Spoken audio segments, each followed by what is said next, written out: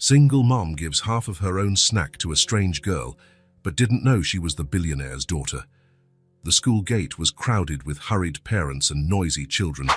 Maisie stood still in the same spot, her blonde hair shining in the afternoon sun. Her light blue eyes searched for a familiar face among all those people. Daddy said he would come today. She clutched the strap of her pink backpack tighter. The teacher walked by her, smiled and waved, but didn't stop. The other children ran to their parents, cars, yelling about what they had done in art class. Maisie kept waiting. The commotion at the gate began to die down. Fewer cars, fewer voices, fewer hurried footsteps. "Maisie, dear, has your father not arrived yet?" asked the school secretary. "He's coming, he said he was," Maisie answered softly, but with certainty in her voice. The secretary looked at her watch and made a worried face. "I'm going to call your nanny, okay?" Maisie shook her head. She didn't want them to call Mrs. Williams.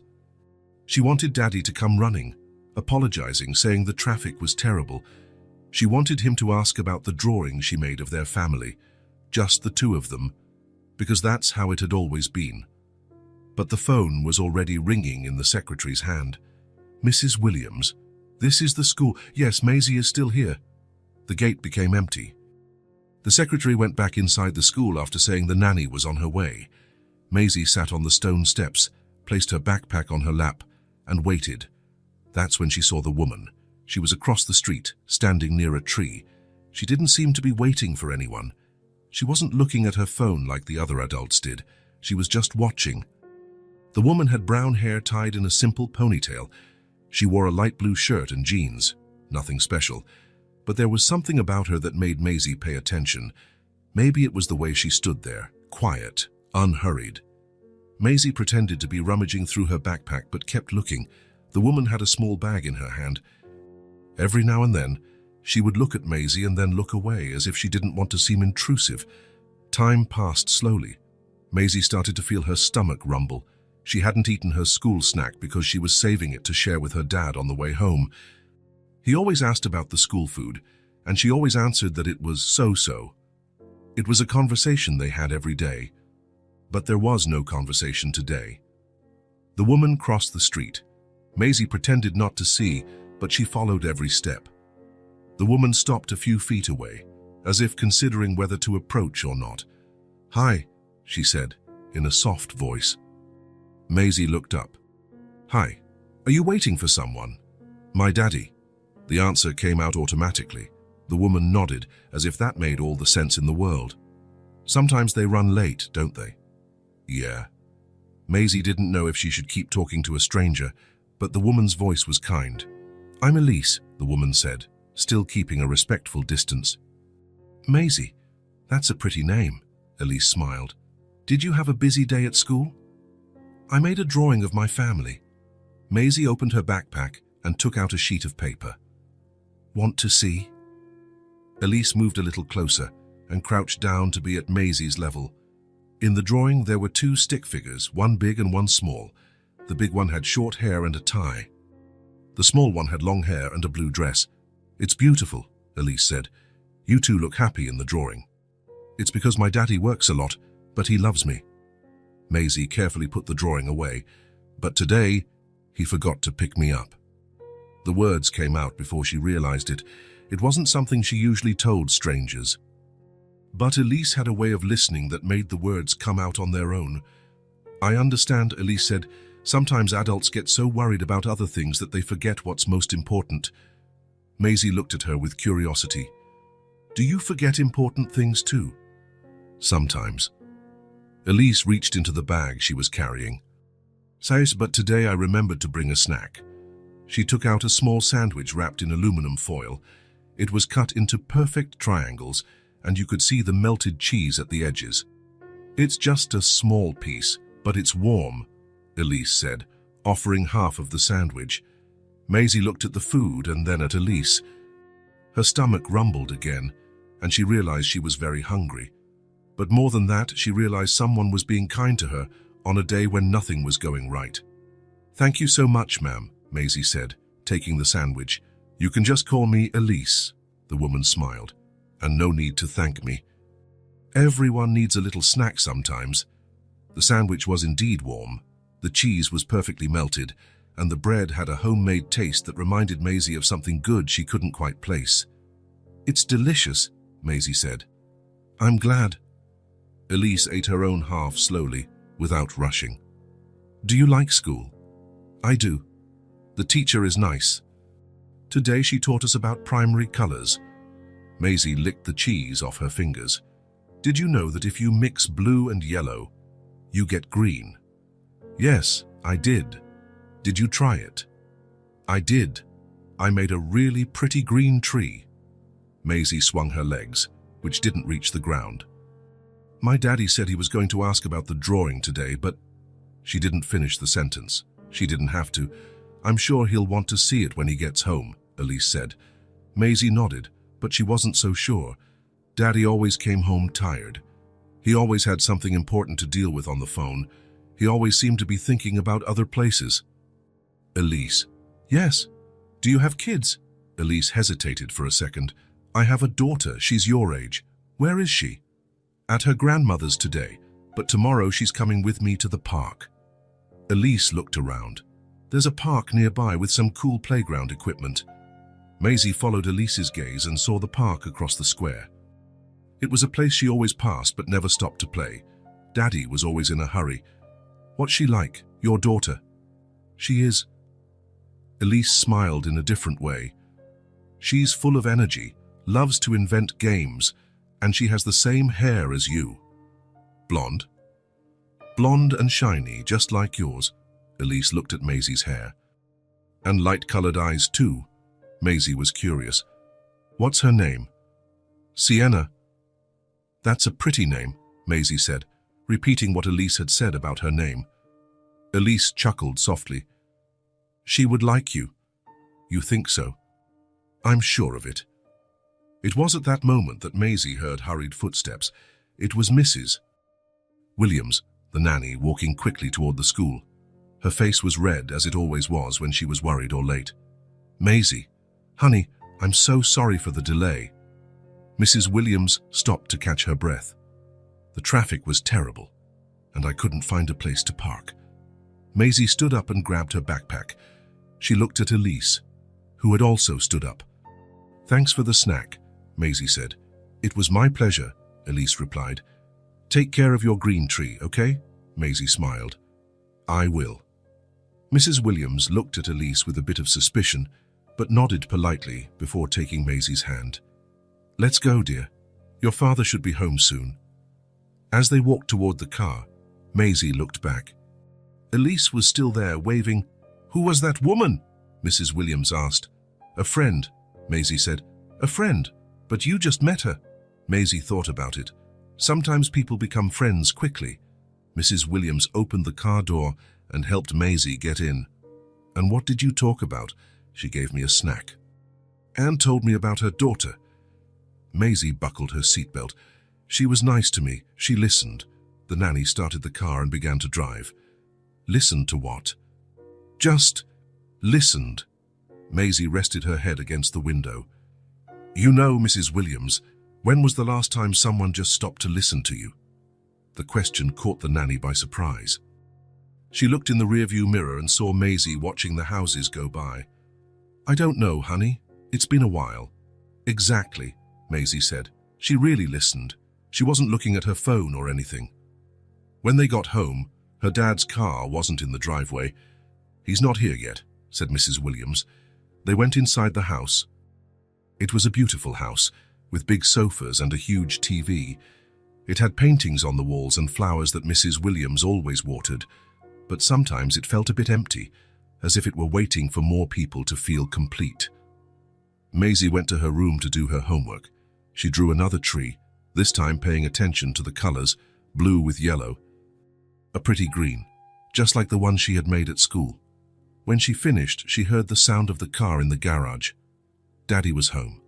She ran to the living room with the drawing in her hand, ready to tell him about her day, about the colors, about Elise and the warm sandwich. Clark came into the house already on the phone. He waved at Maisie, gave a 1-minute signal with his finger, and continued the conversation. "Yes, I understand, but we need to resolve this today." "No, It can't wait until tomorrow. Maisie stood in the living room, holding the drawing. Mrs. Williams appeared in the kitchen and whispered, "How about dinner first, honey? Your dad seems busy." Maisie nodded and put the drawing away. She ate dinner alone in the kitchen, listening to her dad's voice coming and going throughout the house, always on the phone. When he finally appeared in the kitchen, Maisie had already finished eating. "Hi, Princess. How was your day?" He kissed the top of her head, but Maisie could tell he was distracted. His eyes kept looking at the phone in his hand. "It was good, Daddy. I learned about colors today and—" The phone rang. Clark looked at the screen with a face that said he couldn't ignore it. "Sorry, Maisie. It's work. It's important." He answered before he even finished speaking. "Hello?" "Yes, I was expecting your call." Maisie sat at the table, watching her dad pace back and forth, talking about things she didn't understand. Mrs. Williams came to get the empty plate. "Your dad works a lot, doesn't he?" she whispered. "Yeah," Maisie said, "but today he forgot to pick me up from school." "Oh, honey." Mrs. Williams crouched down next to Maisie's chair. "Sometimes adults get so preoccupied that—" "I know," Maisie interrupted. Elise said the same thing. The woman from the park. "Yeah, she said that sometimes adults forget what's most important." Maisie looked at her dad, who was still talking on the phone. "Why do you think I'm important to my daddy?" The question came out in a whisper, but Mrs. Williams heard it. She held Maisie's small hands. "Of course you're important, honey. You're the most important thing in the world to him." "Then why does he always have something more important to do?" Mrs. Williams didn't know what to answer. That night, after Clark finally put his phone away and helped Maisie brush her teeth, she tried one more time. "Daddy, I made a green tree today. Want to see it?" "Of course, Princess. We'll look at it tomorrow, okay? Daddy is very tired today." Maisie nodded and got into bed. Clark kissed her forehead and turned off the light. In the darkness of her room, Maisie thought about Elise. She thought about how she had stopped everything she was doing just to talk. She thought about the warm sandwich and her kind way of speaking. She thought about Sienna, Elise's daughter, who had hair just like hers. On the other side of town, in a smaller, simpler house, Elise was also thinking. She had prepared dinner for herself and Sienna, who had come back from her grandmother's house full of stories to tell. While her daughter talked about the games she had invented, Elise thought about the blonde girl she had found waiting at school. There was something in Maisie's blue eyes that had touched her, a loneliness that Elise knew well. The loneliness of someone who wants to talk, but no one has time to listen. It was a loneliness Elise had felt many times when Sienna was a baby, when she was just another single mom trying to handle everything on her own, when everyone around seemed to have someone, except her. "Mommy, are you listening?" Sienna nudged Elise's arm. "Of course, sweetie. You were telling me about the game with Grandma." "Yeah, but you were thinking about something else." Sienna tilted her head. "What were you thinking about?" Elise smiled. Her daughter always noticed when her mind drifted. "I was thinking about a girl I met today. A girl my age. Your age. Blonde hair, light eyes, just like you." Sienna became interested. "What's her name?" "Maisie." "Pretty. Where did you meet her?" Elise told her about the encounter at the school, about the girl waiting alone, about the shared sandwich. She didn't tell her about the loneliness she saw in Maisie's eyes, because Sienna was still too young to understand such things. "Do you think she would like to play with me?" Sienna asked. "I think so." "Can we go look for her tomorrow?" Elise hesitated. She didn't usually get involved in other people's lives. She had learned to protect herself, not to create expectations. But there was something about Maisie that made her want to break her own rules. "Maybe we'll stop by the park tomorrow," she said. "And who knows? Who knows, she might be there." Sienna clapped her hands. It would be nice to have a new friend. That night, after putting Sienna to bed, Elise stood in the kitchen thinking. She looked out the window and saw the lights of the other houses. In each one, there were families having dinner, watching TV, talking about their day. For a long time, she had stopped wondering what it would be like to be part of one of those families. She had gotten used to the simple life she had built for herself and Sienna. It wasn't bad. It was even good, most of the time, but today, after meeting Maisie, something had changed. Maybe it was the way the girl had accepted the sandwich with such care. Maybe it was the way she spoke about her father with love, even though she was hurt. Elise decided she would go back to the park the next day. She would take Sienna. And who knows, maybe she would find Maisie there. Because sometimes the best things in life start with a small act of kindness, with a small piece of a warm sandwich, with someone who stops to really listen. And maybe, just maybe, that meeting was the beginning of something bigger than she could imagine. The park was full of golden leaves scattered on the ground. Elise held Sienna's hand as they walked toward the playground. The little blonde girl skipped with excitement, her light blue eyes shining with the promise of a new adventure. "Will she be here, Mommy?" Sienna asked for the third time. "I don't know, sweetie, maybe." Elise scanned the park with her eyes. "But if she's not, we'll just play together, okay?" Sienna nodded, but kept searching. She had spent the whole night thinking about the girl her mother had described. A girl just like her, with blonde hair and light eyes. Someone who liked to draw green trees and who might like to play too. That's when she saw her. On the other side of the park, a girl was sitting alone on a swing. She wasn't swinging. She was just sitting there, pushing dry leaves with her feet. "Mommy, is that her?" Sienna squeezed Elise's hand. Elise smiled. It was indeed Maisie. She was wearing a light pink coat and her hair was down, shining in the morning sun. She seemed to be waiting for someone. "It is... Do you want to go talk to her?" Sienna hesitated for a second. She was brave most of the time, but meeting someone new always gave her butterflies in her stomach. What if the girl didn't want to play? What if she was boring? What if they had nothing in common? "Let's go together," Elise said, noticing her daughter's hesitation. They approached slowly. Maisie was distracted, fiddling with a leaf shaped like a star. When she heard the footsteps, she looked up. "Elise."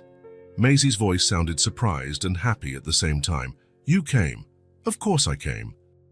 "This is Sienna." Elise placed a hand on her daughter's shoulder. "Sienna, this is Maisie." The two girls looked at each other. They really did look alike. Blonde hair, light eyes, the same height, but Sienna had a more restless energy, while Maisie seemed quieter, more observant. "Hi," Sienna said, a bit shy. "Hi," Maisie replied. They stood like that for a few seconds, studying each other. Elise sat on a nearby bench, giving them space to get to know one another. "Your mum told me you like to draw," Sienna said, breaking the silence. "I do. Yesterday, I made a green tree. I learned that blue with yellow makes green." "Really, I didn't know that." Sienna was impressed. "Can you teach me?" "I can." Maisie smiled. "What do you like to play?" "Everything." Sienna brightened up. "I like to invent games. Yesterday, I invented a game of jumping on rocks at my grandma's house." "How does it go?" Sienna looked around and saw the leaves scattered on the ground. "I can invent a new one right now." "With these leaves?"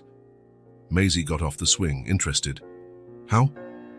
"We can pretend they're islands, and we have to jump from one to another without falling on the ground. The ground is the sea, full of sharks." Maisie laughed. "Sharks in the park? Imaginary sharks," Sienna explained seriously. "The worst kind of all."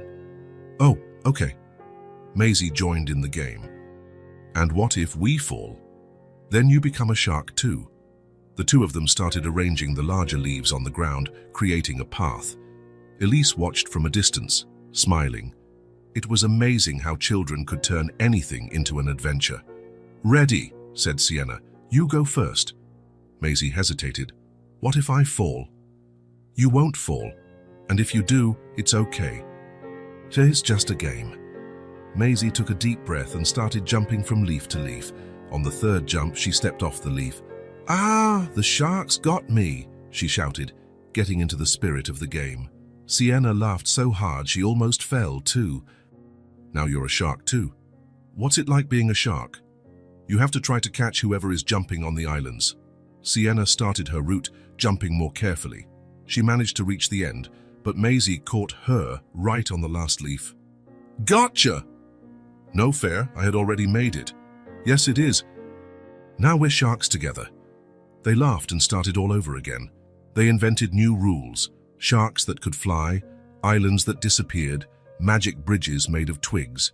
The shyness had completely vanished. After playing for an hour, they sat under a tree to rest. Elise approached with a bag. "Anyone want a snack?" "I do," they both said at the same time, and laughed again. Elise took out homemade cookies and juice boxes from the bag. The girls ate in silence for a few minutes, still out of breath from playing. "These cookies are delicious," Maisie said. "Did you make them, Elise?" "I made them last night. Sienna helped me." "I cracked 3 eggs," Sienna said proudly, "and I licked the bowl." "I've never made cookies," Maisie confessed. "My daddy isn't a very good cook." "You can come make them with us," Sienna offered. "It's easy and fun." Maisie looked at Elise, who nodded. "Of course you can. Anytime you want." "Really? Really?" Maisie smiled in a way Elise hadn't seen the day before. It was a looser, happier smile. "Look," Sienna pointed to the ground. "This leaf is shaped like a heart." "It's true," Maisie picked up the leaf. "It's perfect." "Let's look for more leaves with different shapes," Sienna suggested. They spread all the leaves they had collected on the ground. There was one that looked like a fish, another that resembled a butterfly, and several that didn't look like anything, but they decided they were aliens or baby dinosaurs. "This one looks like a house," Maisie said, holding a large, round leaf. "And this is the family that lives in the house," Sienna said, gathering several small leaves. "The daddy, the mommy, and the 2 daughters." Maisie stared at the leaves. "2 daughters?" "Yep. Sisters." Sienna arranged the smaller leaves near the larger one. "They play together every day." "It must be nice to have a sister," Maisie said softly. "You don't have siblings?" "No, just me and my daddy." Sienna thought for a moment. "You know what we can do." "What?" "We can be pretend sisters." Maisie looked up, interested. "What do you mean?" "We can pretend we're sisters, do everything sisters do, play together, share secrets, protect each other from sharks." Maisie laughed at the last part. "Would you be up for that?" "Of course, you're nice, and we look alike." They looked each other in the eye, serious for a moment. It was as if they were making an important pact. "Okay," Maisie said. "Pretend sisters." "Pretend sisters," Sienna confirmed. They held hands and swung their arms, sealing the deal. Elise watched from afar, her heart aching in a good way. It had been a long time since she had seen Sienna so happy with someone her own age, and Maisie was completely different from the shy girl she had met the day before. "Elise!" Sienna shouted. "Maisie is my pretend sister now." "That's great," Elise approached. "And what do pretend sisters do?" "They play together every day," Maisie said. "And share cookies," Sienna added. "And protect each other from imaginary sharks," Maisie finished, making Sienna laugh. The sun was higher now, and Elise realized they had spent more time at the park than she had planned, but she was in no hurry, not when she saw the 2 girls so happy. "How about we play on the swings for a little while?" she suggested. "Good idea!" The girls ran to the swings side by side. As they swung, they talked about school, about colors, about the games they could invent. They discovered they both liked pizza, hated broccoli, and loved stories about princesses who saved dragons instead of being saved by them. "I wish I were a princess like that," Maisie said. "We can play that," said Sienna. "I can be the warrior princess and you can be the magic princess." "And what does the magic princess do?" "She does magic to help the warrior princess, and together they save the kingdom." "I like it." When the sun started to get too strong, Elise suggested they leave. The girls protested but obeyed. As they walked toward the park exit, Maisie grew quieter. Reality was setting in. Soon she would be back home, where her dad would probably be working, and she would be alone until dinner. "Elise," she said, stopping before they reached the gate. "Yes, dear." Maisie looked at Sienna, then at Elise, and gathered the courage to ask the question that had been hammering in her head since the game had started.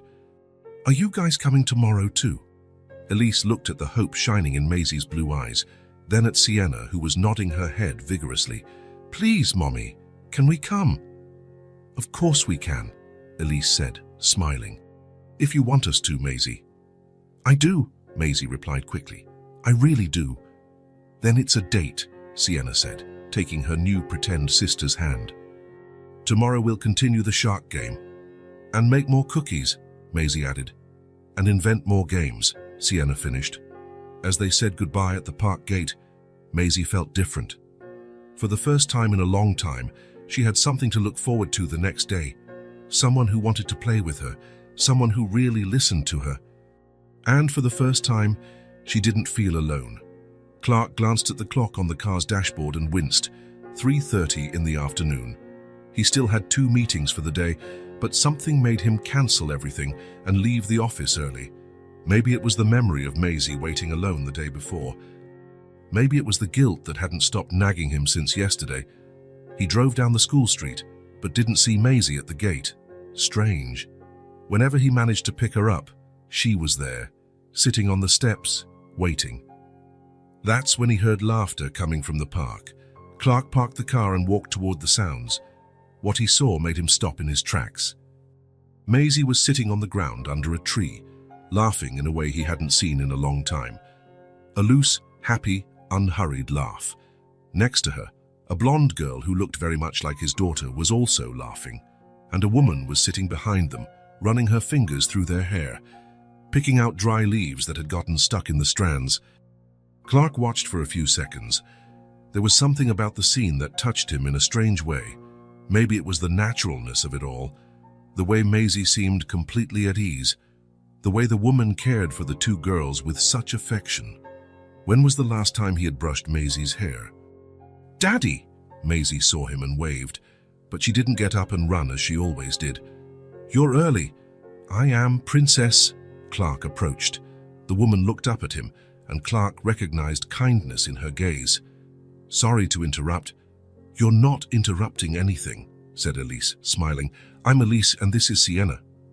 "Clark." He nodded. "Maisie's dad." "We were playing family," Sienna explained without shyness. "I'm Maisie's older sister." "Only by 2 months," Maisie laughed. "We found out I was born in March and she was born in January." Clark blinked, surprised. He didn't know Maisie had made a friend, and by the looks of it, a friend who knew details about her that he himself sometimes forgot. "That's nice," he said, but his mind was already drifting back to work.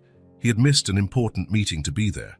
The phone vibrated in his pocket, but he resisted the urge to look. "Daddy, look what we made." Maisie pointed to a circle made of leaves and pebbles on the ground.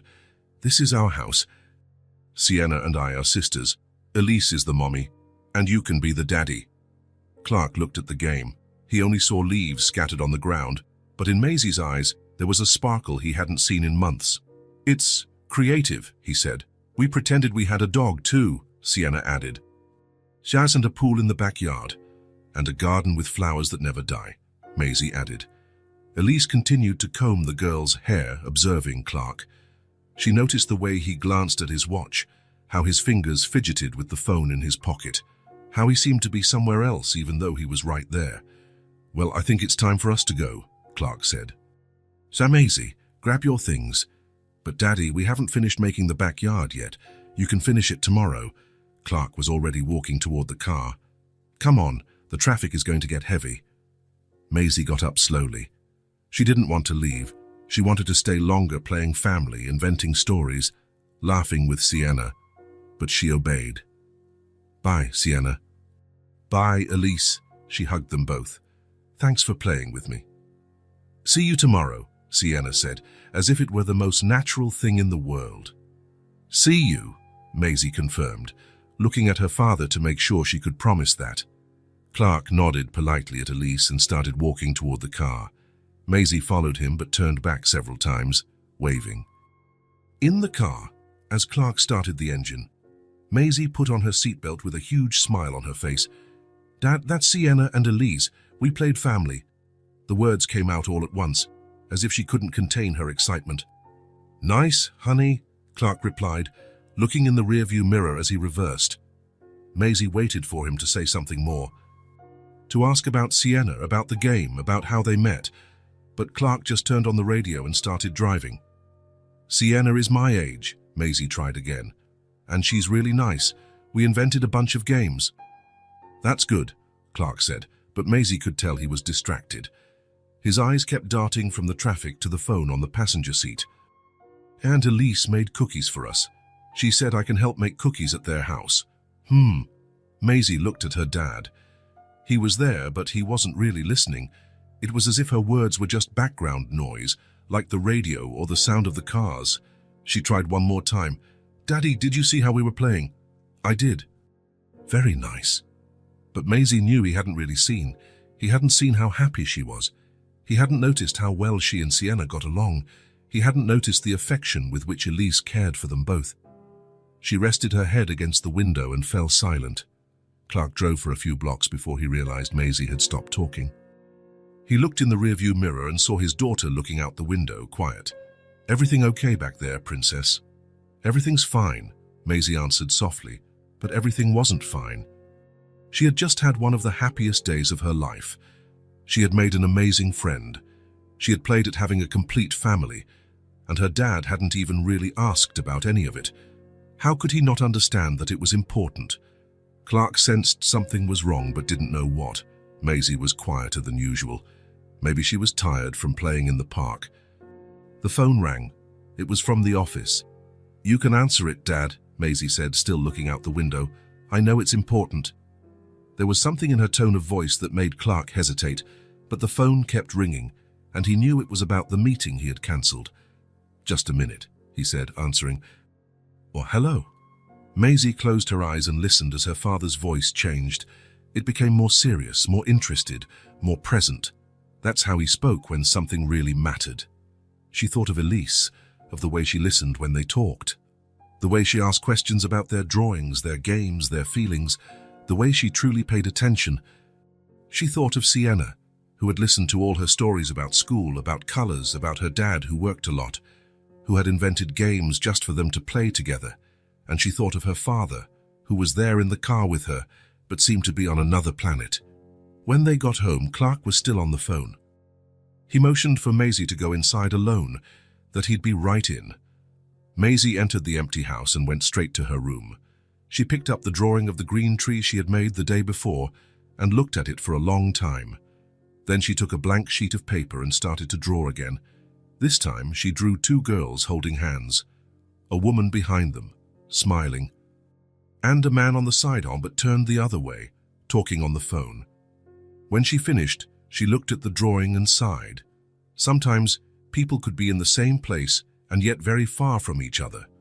And sometimes people you had just met could feel closer than people who lived in the same house with you.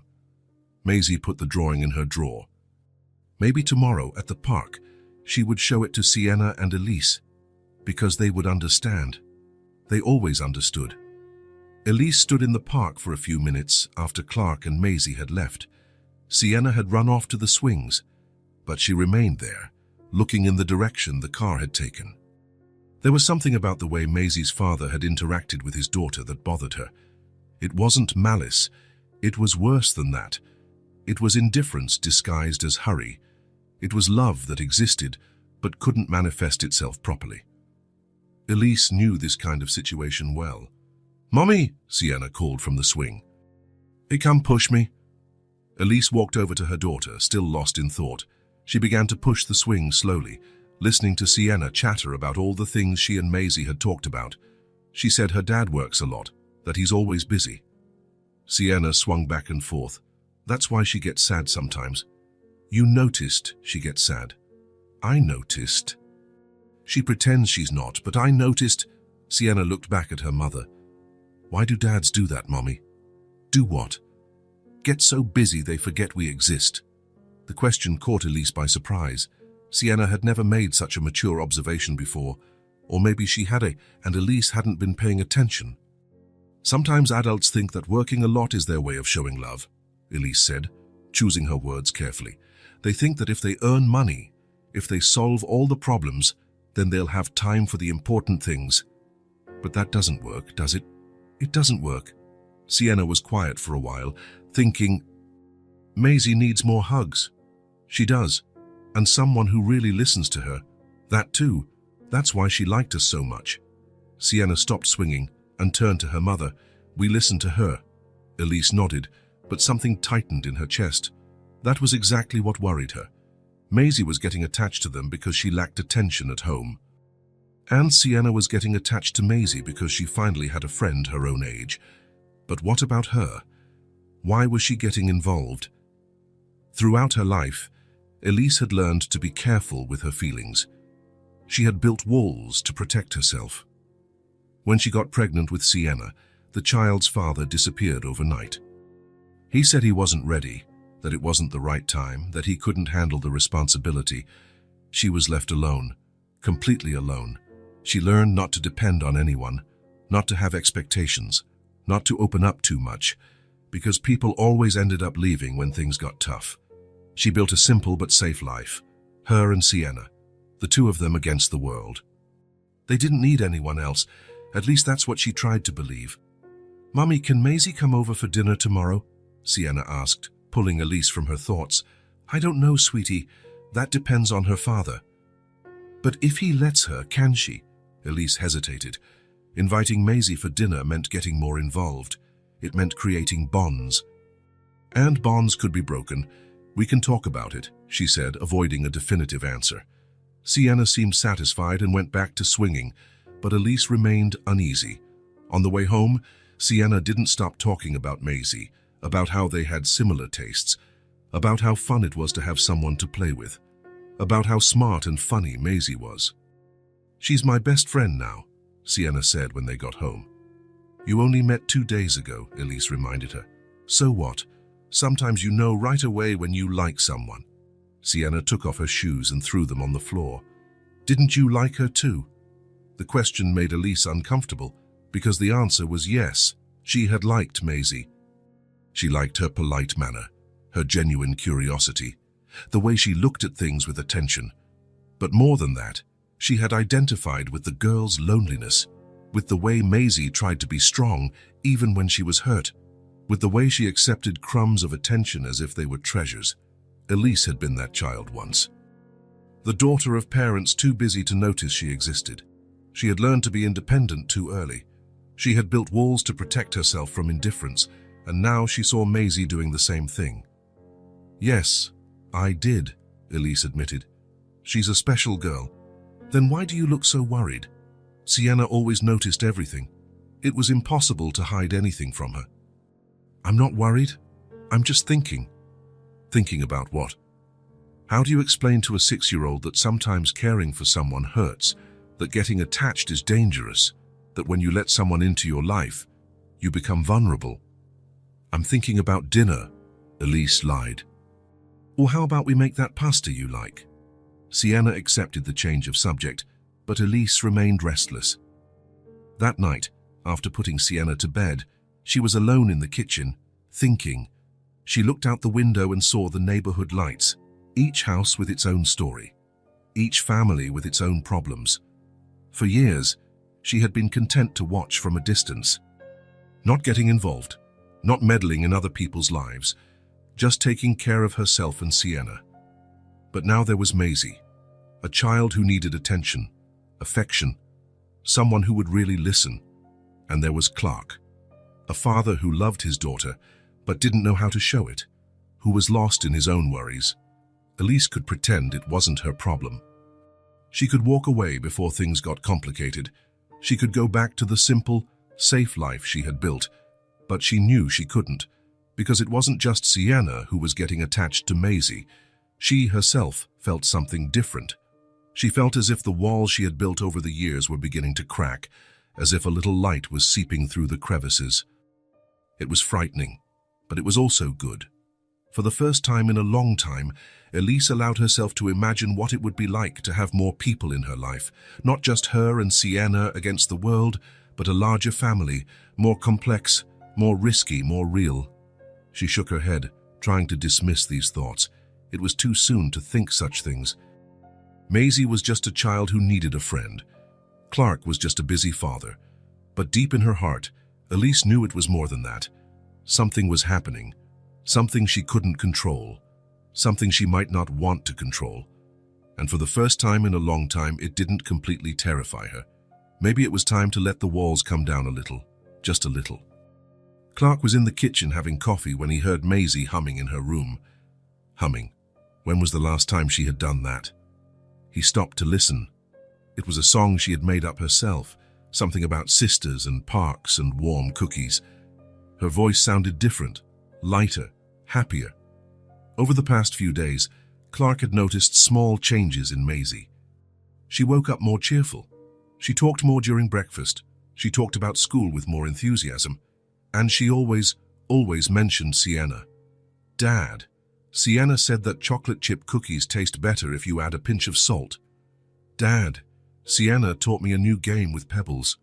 Dad, did you know that Sienna likes to draw too? She drew a family of butterflies. It was Sienna that... And Elise was also mentioned frequently, always with affection and admiration. Clark should have been happy. Maisie was more communicative than she had been in months, but there was something that bothered him, and he couldn't quite put his finger on it.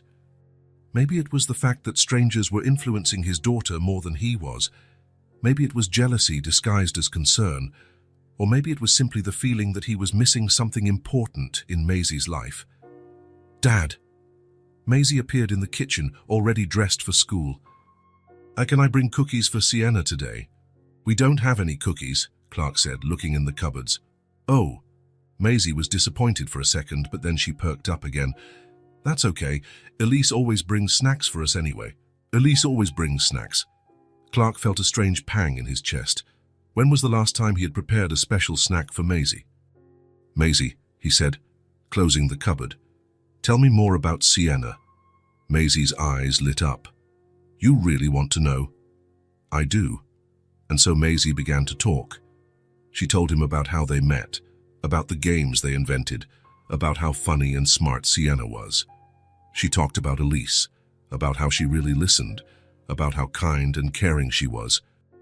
Clark listened to it all, and with every word the discomfort in his chest grew. It wasn't envy. It was something worse. It was the realization that other people were giving his daughter things he should have been giving her. Attention, presence, time.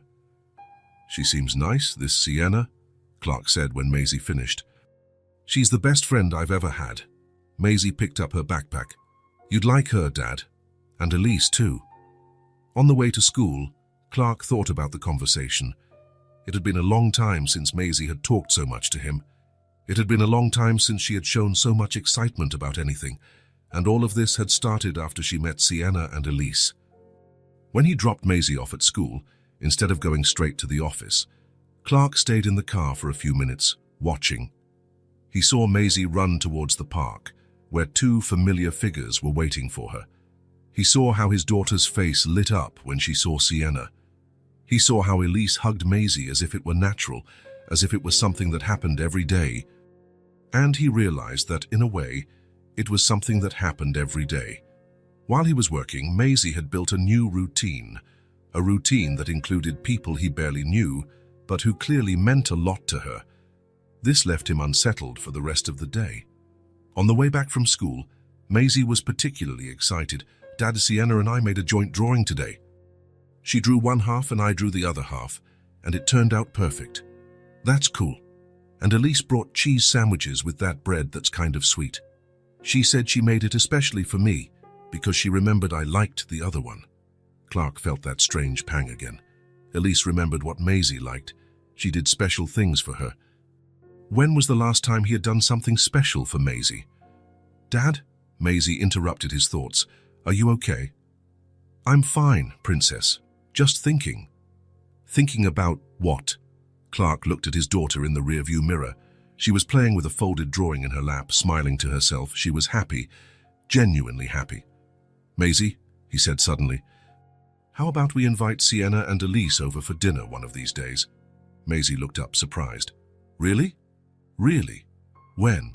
I don't know. Maybe tomorrow, Maisie squealed with joy in the back seat. That would be amazing. They'll love our house. And I can show Sienna my room. And we can play family for real. Clark smiled. infected by his daughter's enthusiasm, but at the same time, he felt a knot in his stomach. What if they thought he was boring? What if he didn't know how to talk to them? What if it became obvious that he didn't know his own daughter as well as he should? The next day, when he went to pick up Maisie at the park, Clark approached Elise.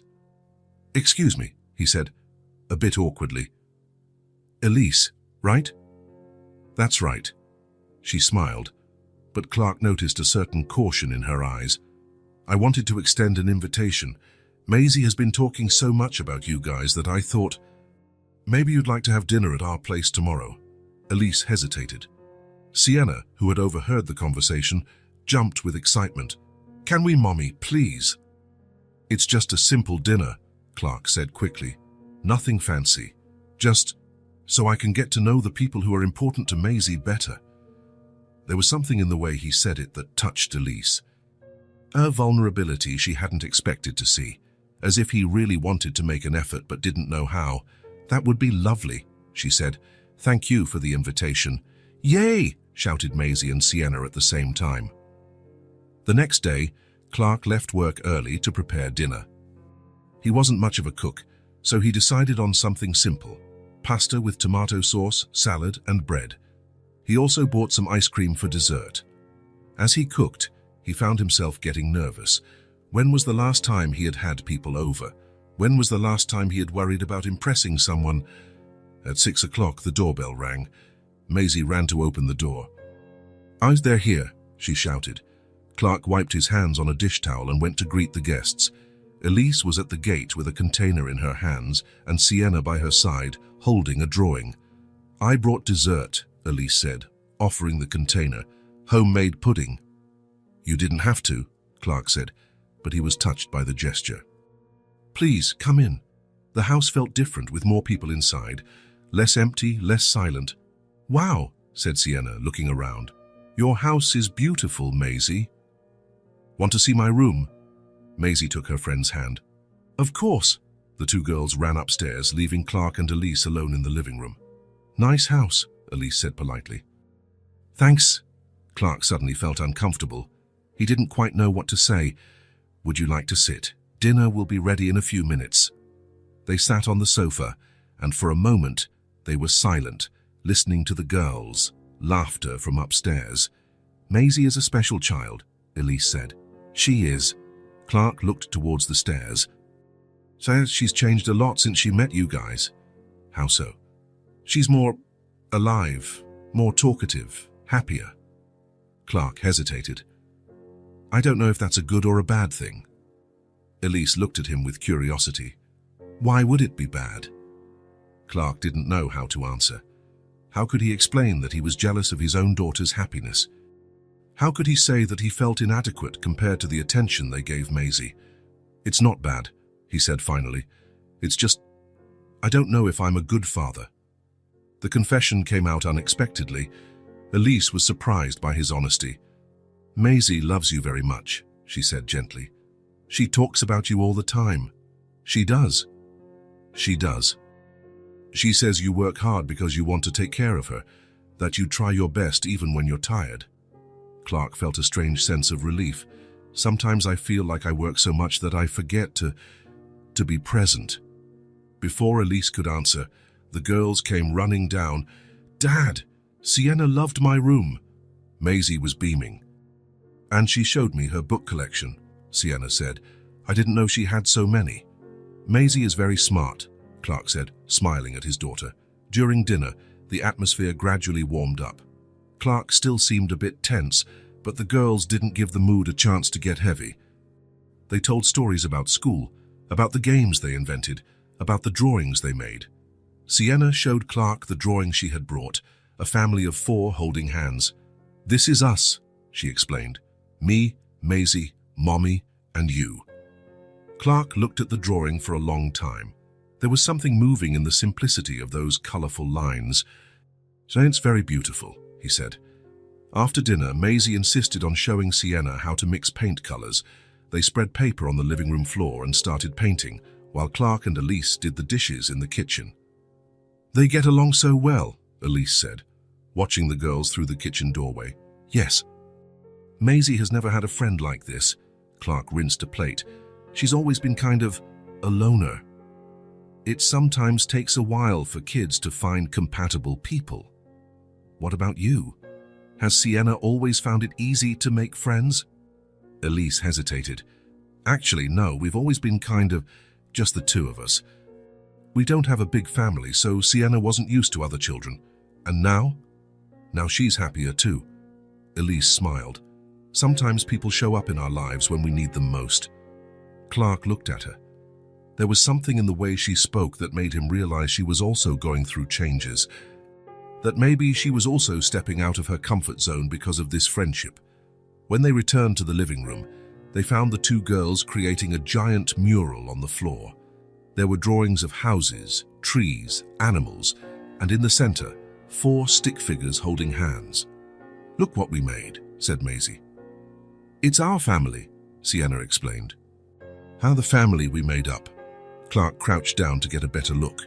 In the drawing, everyone was smiling, everyone looked happy. "It's beautiful," he said. The rest of the evening passed quickly. The girls played, told jokes, made up stories. Clark and Elise talked about work, about raising children, about everyday things. Nothing too deep, but enough to break the ice. When it was time to leave, Sienna and Maisie hugged as if they were going to be apart for months. "Thanks for dinner," Elise said to Clark at the door.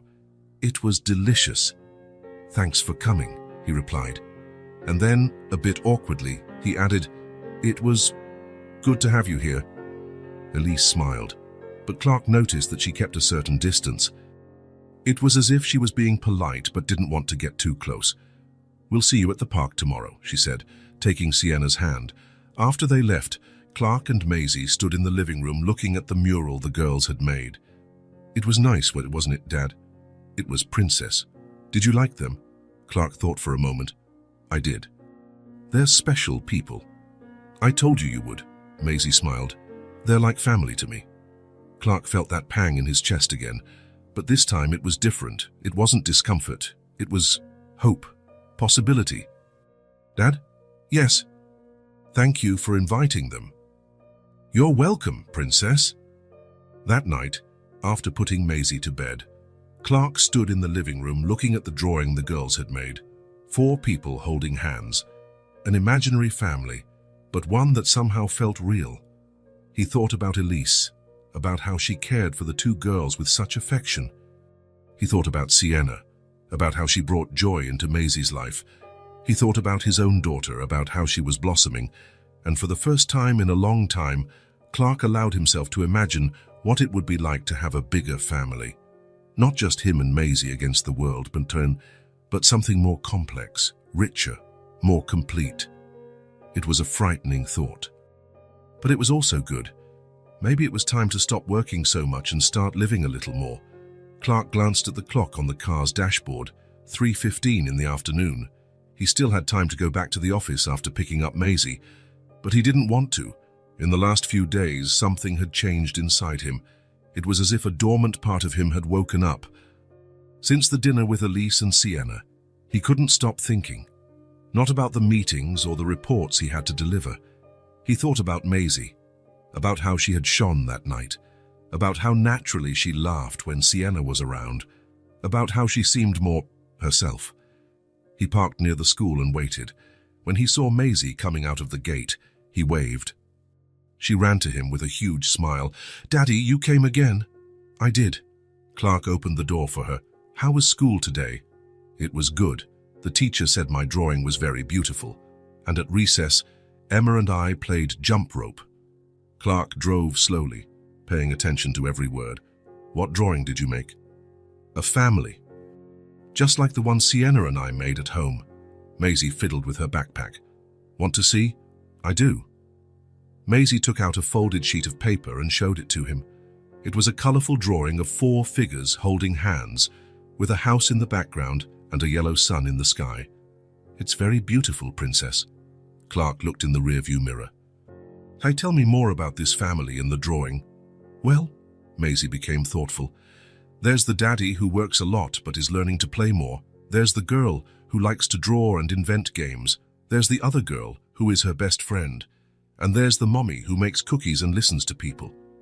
Clark felt a tightness in his chest. And are they happy? They are, because they stick together and take care of each other. They drove in silence for a few blocks. Clark was processing what Maisie had said. A family that takes care of each other, that sticks together, that is happy. Maisie, he said suddenly, are you happy? The question came out more directly than he intended. Maisie was surprised. I am, Dad. Why? Just wanted to know. Clark hesitated. And do you feel taken care of? Maisie thought for a moment. I do now. Now. Since I met Sienna and Elise, and since you started picking me up from school more often, she smiled. You're different, Dad. Different how? More present. Before, you always seemed to be thinking about other things. Now you really listen to me. Clark swallowed hard. It was true. He had been trying to be more present in the last few days, to ask questions, to listen to the answers. Dad? Yes. Do you think Sienna can come over to play today?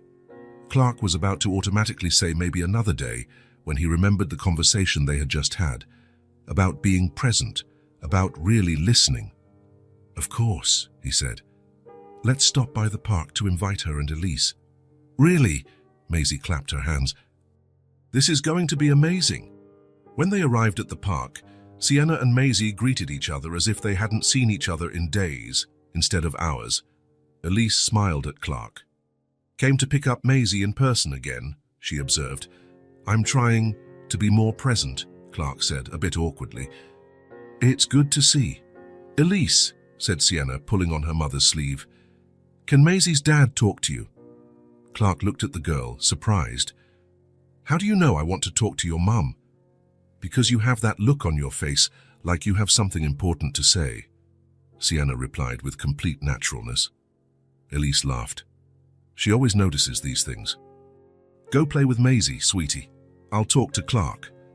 The two girls ran off to the swings. Clark and Elise sat on a nearby bench. How do you know what to do? Clark asked suddenly. What do you mean? With a child. How to be a father or a mother. How to know if you're doing it right. Elise looked at him attentively. How do you think you're doing it wrong? Clark sighed. I don't know how to be a dad. Not really. The words came out laden with a vulnerability he rarely showed. Elise was silent for a moment, watching the girls play. You've already started just by admitting that, she said finally. Dad, what do you mean? Most parents who do everything wrong think they're doing everything right. The fact that you're questioning yourself, that you're trying to change, that you're here, that's already a start. Clark absorbed her words. Sometimes I feel like I work so hard to give her a good life that I forget to live that life with her. It's easy to fall into that trap, Elise said gently. But Maisie doesn't need a perfect life. She needs you. And what if I don't know how to do that? Nobody knows at the beginning. We learn as we go. Elise smiled. And Maisie is a very good teacher. She'll teach you what she needs if you're willing to listen. Clark looked at his daughter, who was laughing as Sienna pushed her swing. She's changed so much since she met you two, he said. You've changed us too, Elise confessed. Sienna never had a friend like Maisie, and well, it had been a long time since I felt part of something bigger. They sat in comfortable silence, watching the girls play. It was strange how this friendship between children was transforming all of their lives. Elise, Clark said, Maisie asked me if Sienna could come over to play at our house today. Would you be up for that?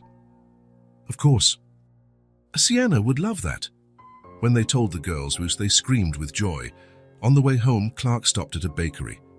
How about we buy a special snack for you girls, he suggested. Really? Maisie looked at him with surprise. You're going to buy a snack? I am. Pick whatever you want. The girls spent long minutes deciding between cupcakes, cookies, and sandwiches. They ended up choosing a little of everything. Clark paid without complaining about the price, smiling at their excitement. At home, the girls settled in the living room with their snacks and began to play. Clark and Elise sat in the kitchen for coffee.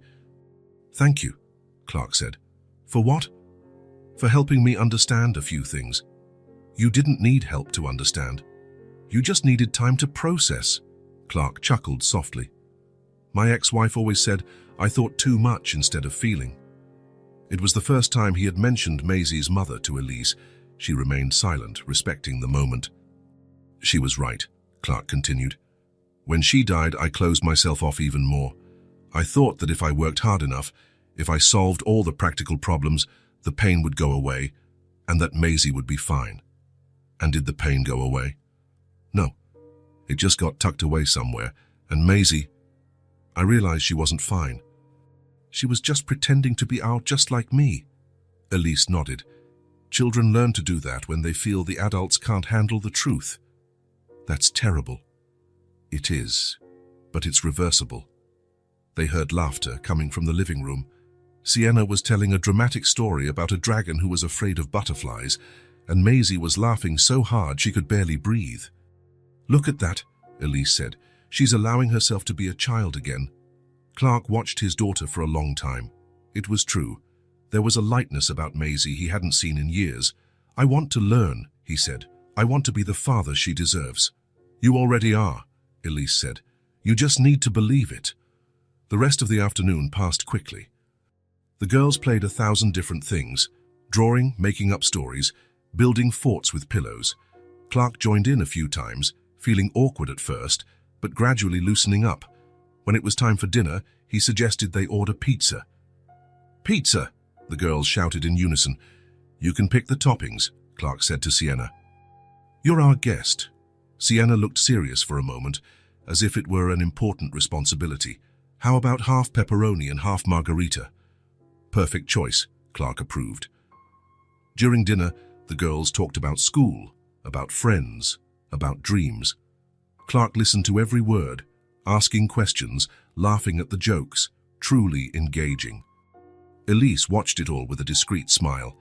It was beautiful to see Clark discovering himself as a father. After dinner, the girls wanted to play house in Maisie's room.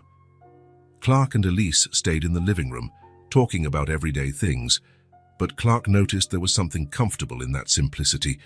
When it was time for Elise and Sienna to leave, Maisie was sad. Can she sleep over? She asked. Not today, sweetie, Elise said, but another day, maybe. Promise? I promise. The girls hugged for a long time at the door. After Elise and Sienna left, Clark helped Maisie get ready for bed. Dad, she said as he tucked her in, today was one of the best days of my life. Why? Because you stayed with me the whole time. And because Sienna was here, and because... She hesitated. Because it felt like we were a real family. Clark's heart ached. We've always been a family, Princess. I know, but today it felt bigger, more complete. Clark kissed his daughter's forehead. Sleep well. He was almost out of the room when he heard Maisie call him. Dad? Yes. Thanks for buying snacks today and for letting Sienna come play, and for being here. Thank you for teaching me how, Clark replied. He went downstairs to the living room and looked at the drawings the girls had made, scattered on the sofa. Smiling families, houses with gardens, bright suns. For the first time in a long time, Clark felt at peace. Upstairs, in her room, Maisie lay in bed looking at the ceiling. She thought about the day, about how perfect it had been. Then she whispered into the darkness, as if Sienna could hear, "We could be sisters, you know." And in her imagination, she heard her friend's voice reply with that special smile, "We already are, just by heart." Maisie smiled and closed her eyes, feeling complete for the first time in a long time.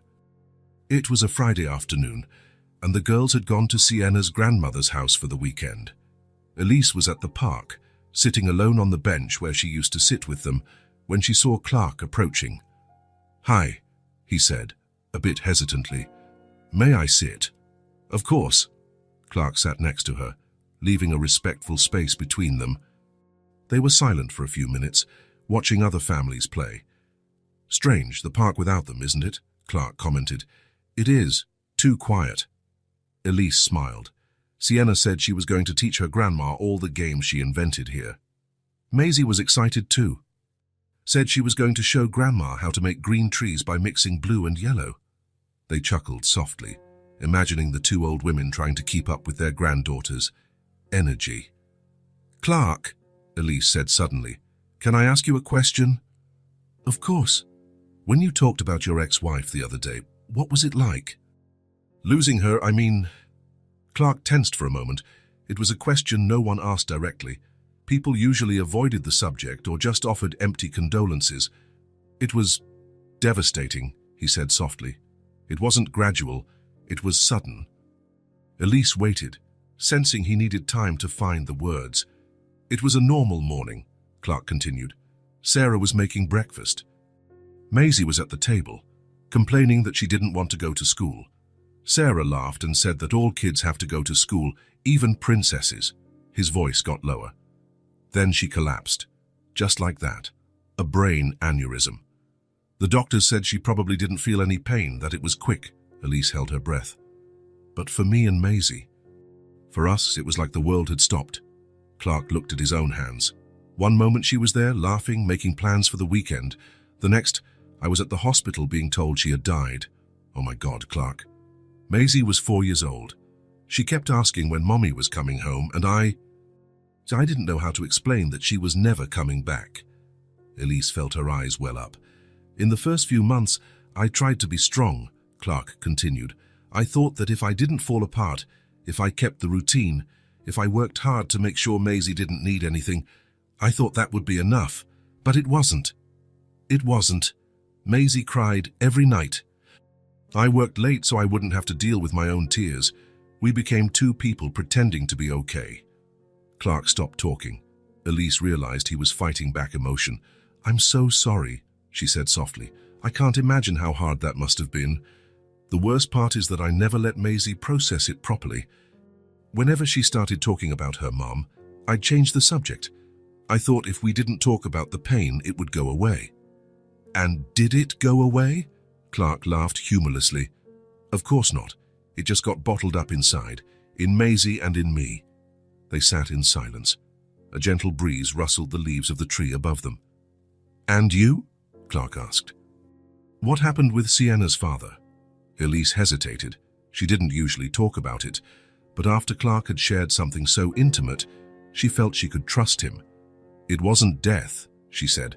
"It was abandonment, which sometimes hurts just as much." Clark looked at her attentively. "When I found out I was pregnant, I thought he'd be happy. We had been dating for 2 years. We talked about the future, about kids, about getting married." Elise fidgeted with her hands nervously. "But when I told him, his reaction was different from what I expected. He went pale, said he wasn't ready, that it wasn't the right time. And then he disappeared, literally. Moved to another city, changed jobs, blocked my phone number, as if me and the coming child were a problem he could solve by simply ignoring us." Clark felt a surge of anger in his chest. What a coward. "At first, I thought he would come back, that when he saw Sienna, when he realized what he was missing. But he never came back." "Does Sienna ask about him?" "She used to. At first, I always said her daddy lived far away and couldn't come to visit. But she stopped asking." Elise sighed. "I think she realized it made me sad." "Were you angry?" "I was, for a long time. Angry at him. Angry at myself for believing him. Angry at the world." Elise looked at the park. "But anger gets tiring, you know. After a while you realize you're wasting energy hating someone who doesn't even care enough to know you exist." Clark nodded. "I understand. So I decided I would be strong, that I would handle everything on my own, that I didn't need anyone." Elise smiled sadly. "I built a life where it was just me and Sienna. Safe, predictable, no risks. No people who could hurt you again." "Exactly." They sat in silence for a long time. The sun was beginning to set, painting the sky in shades of orange. "Funny," Clark said. "I learned to pretend I was okay to protect Maisie. You learned to pretend you didn't need anyone to protect Sienna. And in the end, we just taught them they had to pretend too. Until they met each other." Elise smiled. "Yeah, they don't pretend anything. They just are. And they forced us to stop pretending too." Clark looked at Elise. There was something different in the air between them. An understanding that hadn't existed before, an intimacy born from sharing old pains. "Elise," he said softly, "are you still afraid of opening up to someone?" "I am," she admitted. "And you? Do you still feel guilty about moving on?" "I do, like it's a betrayal. But are you tired of pretending?" Clark thought about the question. "I am. Very tired. Me too." They looked each other in the eyes. It had been years since Clark had felt so seen by someone. It had been years since Elise had felt so understood. "I don't know how to do this," Clark said. "I don't know how to stop being afraid." "Me neither, but maybe we can learn together." Clark slowly reached out his hand. Elise looked at it for a moment, hesitated, and then placed her hand in his. It wasn't a romantic gesture. It was something deeper than that. It was the recognition of two people who had carried their pain alone for too long. It was permission to stop pretending. They stayed like that, holding hands as the sun finished setting. They didn't need to speak. The words had already been said, the wounds had been brought into the light, and for the first time in years, neither of them felt alone. "Clark," Elise said softly. "Yes. Thank you for trusting me. Thank you for not running away." Elise chuckled softly. "Where would I run? My legs are shaking." Clark laughed too. "Does mine too." When they finally got up to leave, something had changed between them. It wasn't love yet. It was something more subtle, more delicate. It was the possibility of love. It was the courage to try again. It was the first step toward healing wounds that had been open for too long. And it was the beginning of something neither of them had dared to imagine. A second chance at happiness. 3 months later, the park meetups had turned into something much bigger. There were no more set times or formal invitations. It was natural. Clark would leave work and stop by the park. Elise would arrive with Sienna and wait for Maisie to appear. The girls would run to each other as if they had been separated for years.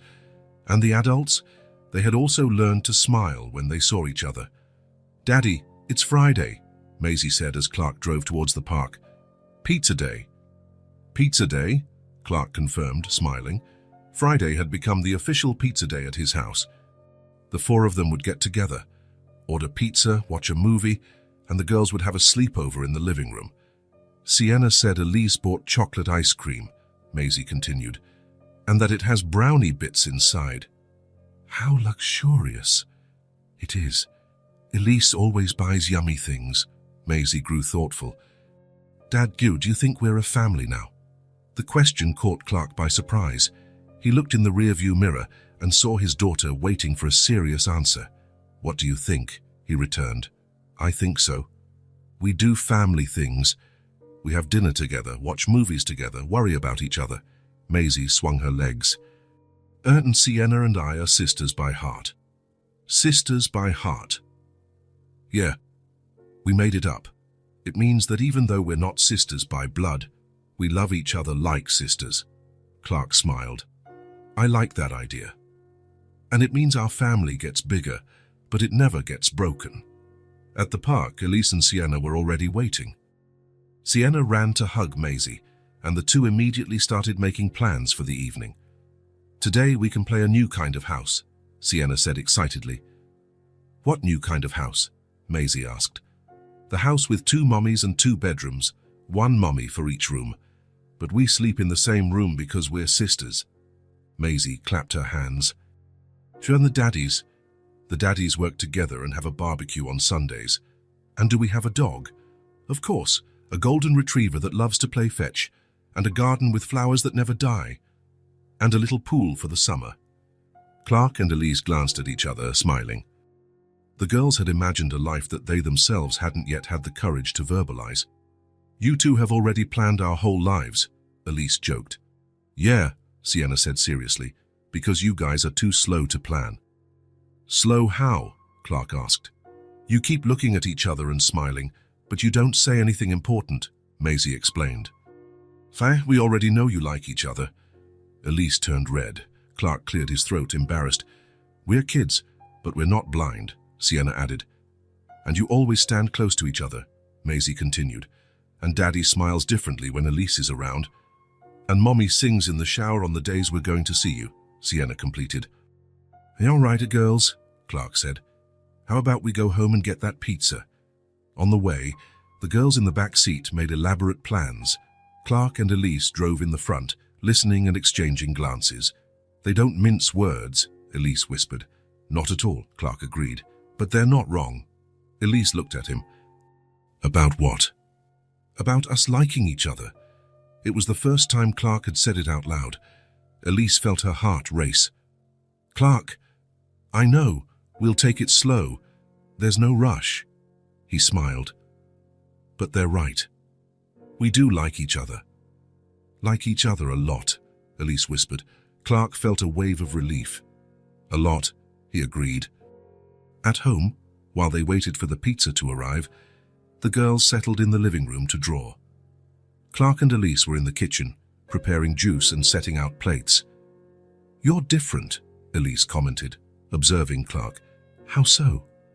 You're lighter. You smile more. Clark stopped stirring the juice and looked at her. You're different too. How? More open, less guarded. Elise laughed.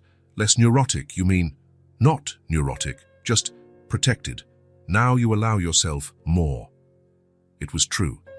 Elise had noticed a subtle but profound change. She laughed louder. She made long-term plans.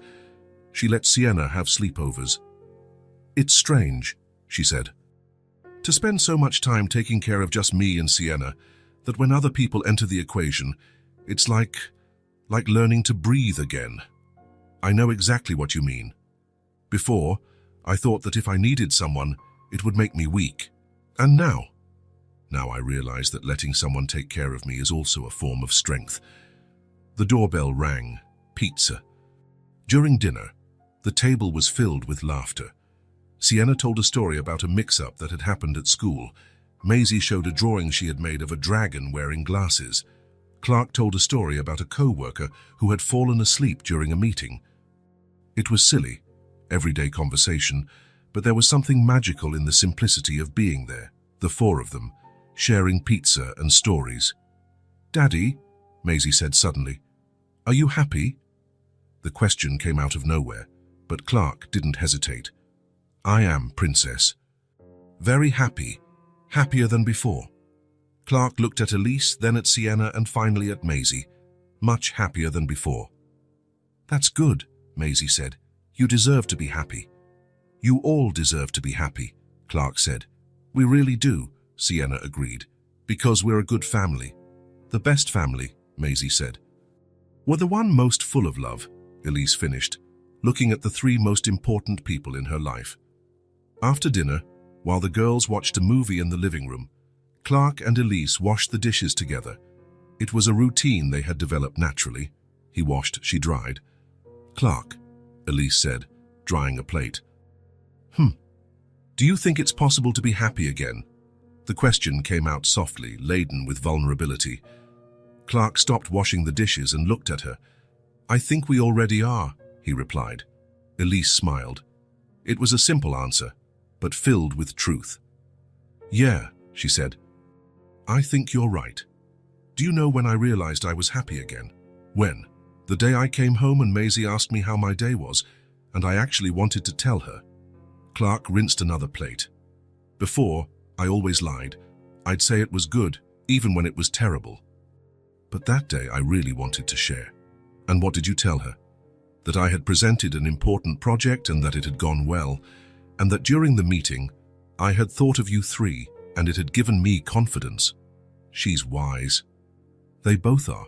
Sometimes I feel like they're the ones teaching us about family. Clark dried his hands and turned to her. For a moment, they stood there looking at each other. There was so much they wanted to say, but words seemed unnecessary. Dad! Elise! Maisie shouted from the living room. Come and see. They returned to the living room, where the girls had settled on the sofa with blankets. Clark and Elise sat on the ends, with the girls in the middle. During the movie, Sienna ended up resting her head on Clark's shoulder. Maisie did the same with Elise. And slowly, The four of them settled in until they were all squeezed together on the sofa like a real family. The following Saturday, they decided to have a picnic in the park. Clark bought sandwiches, Elise made lemonade, and the girls prepared a basket of fruit. They spread a blanket under the same tree where Elise had offered the first sandwich to Maisie. The girls played sisters, pretending they had a tree house. Clark and Elise sat on a nearby bench, watching. They didn't need to talk all the time. They had learned to be comfortable in each other's silence. "Look at them," Elise said, watching the girls share a sandwich on the ground. "Remember when you said you didn't know how to be a father?" "I remember. Look at Maisie now. Look how secure, happy, and whole she is." Clark watched his daughter. It was true. Maisie shone in a way he hadn't seen in years. "You taught me a lot," he said to Elise. "No. You already knew. You just needed permission to be who you've always been." Permission? Single mom gives half of her own snack to a strange girl, but didn't know she was the billionaire's daughter. The school gate was crowded with hurried parents and noisy children. Maisie stood still in the same spot, her blonde hair shining in the afternoon sun. Her light blue eyes searched for a familiar face among all those people. Daddy said he would come today. She clutched the strap of her pink backpack tighter. The teacher walked by her, smiled and waved, but didn't stop. The other children ran to their parents' cars, yelling about what they had done in art class. Maisie kept waiting. The commotion at the gate began to die down. Fewer cars, fewer voices, fewer hurried footsteps. "Maisie, dear, has your father not arrived yet?" asked the school secretary. "He's coming, he said he was," Maisie answered softly, but with certainty in her voice. The secretary looked at her watch and made a worried face. "I'm going to call your nanny, okay?" Maisie shook her head. She didn't want them to call Mrs. Williams. She wanted Daddy to come running, apologizing, saying the traffic was terrible. She wanted him to ask about the drawing she made of their family, just the two of them, because that's how it had always been. But the phone was already ringing in the secretary's hand. "Mrs. Williams, this is the school. Yes, Maisie is still here." The gate became empty. The secretary went back inside the school after saying the nanny was on her way. Maisie sat on the stone steps, placed her backpack on her lap, and waited. That's when she saw the woman. She was across the street, standing near a tree. She didn't seem to be waiting for anyone. She wasn't looking at her phone like the other adults did. She was just watching. The woman had brown hair tied in a simple ponytail. She wore a light blue shirt and jeans. Nothing special. But there was something about her that made Maisie pay attention. Maybe it was the way she stood there, quiet, unhurried. Maisie pretended to be rummaging through her backpack but kept looking. The woman had a small bag in her hand. Every now and then, she would look at Maisie and then look away as if she didn't want to seem intrusive. Time passed slowly.